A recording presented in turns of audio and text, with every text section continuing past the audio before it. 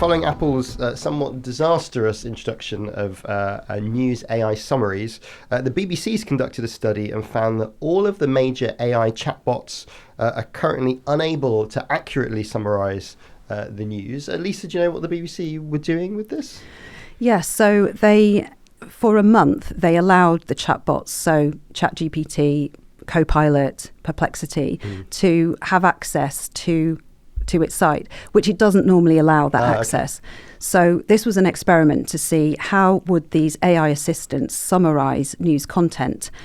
Guess what? Not very well. So 51% were deemed to be having significant issues. So essentially, they asked 100 questions and then the answers were assessed by specialist journalists at the BBC, for things like accuracy, impartiality. And, some of it was quite troubling, really. It's things like advising that the NHS doesn't advise the use of vapes to give up cigarettes when actually it has a swap and stop program. So it does suggest that's a viable method. The, tragic story of the French rape victim, it suggested that she had a blackout or some sort of memory loss and suddenly realised that these crimes had been committed when it was the police who showed her the video evidence.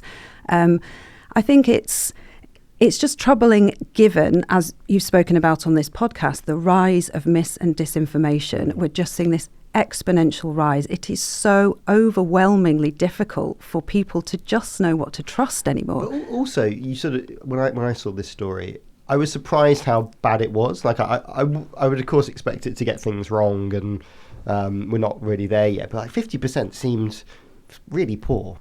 I think this is the problem. People expect there to be more accuracy in this, and there just isn't. And it's about how you control it. The tech giants have the power here, and it's, if you think about, if people no longer know what to trust and what to believe, they just stop believing anything. Yes. And I think that's so worrying, for the future of, our democracy.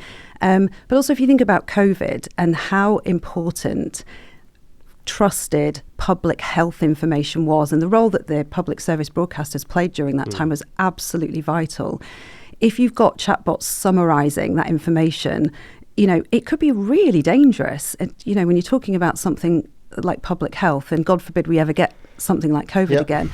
So I think the repercussions are enormous. It's actually something that Deborah Turness, the chief of BBC News, really highlighted. So I think it's just another example, really, of this world of confusion. Also, it's interesting about kind of control. BBC don't allow their material to be spidered or supposedly spidered by the services, though they probably do anyway.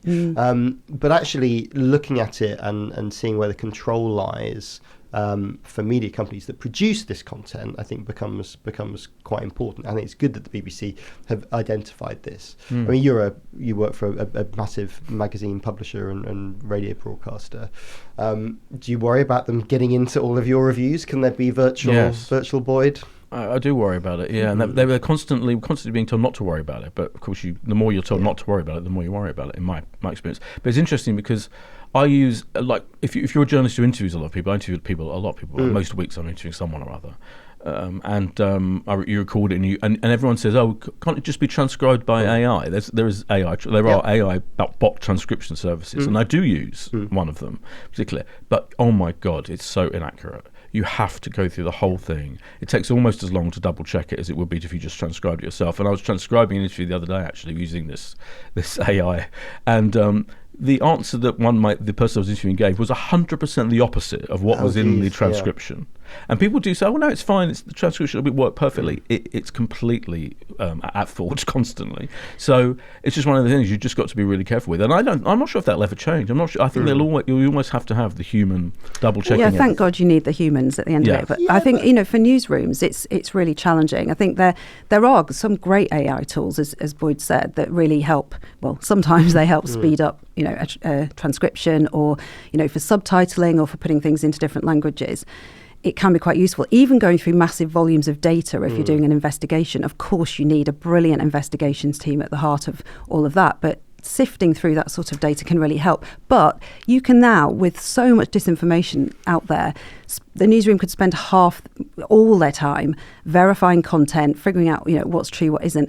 Where's the room for the original journalism? It's an absolute minefield for already challenged, resource-wise newsrooms.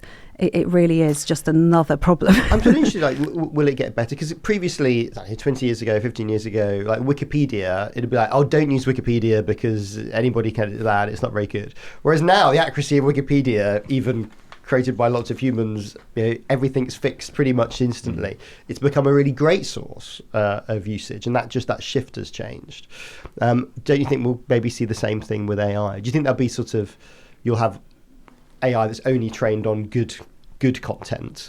Another minefield. I mean, the whole copyright situation, and obviously the government is looking at that, and the creative industry, and lots of high-profile writers, actors, everyone is really sort of up in arms about all of that. So, access to content, and what we have laws, already existing. So why can we not just sort of toughen our copyright framework and ensure, that work is protected properly? In response to the chatbot story, a lot of the tech giants didn't even respond when asked by the BBC. I think OpenAI came back and said, they're making improvements to search all the time. They're adding inline citations and sources, but clearly there's a long way to go. More to be done.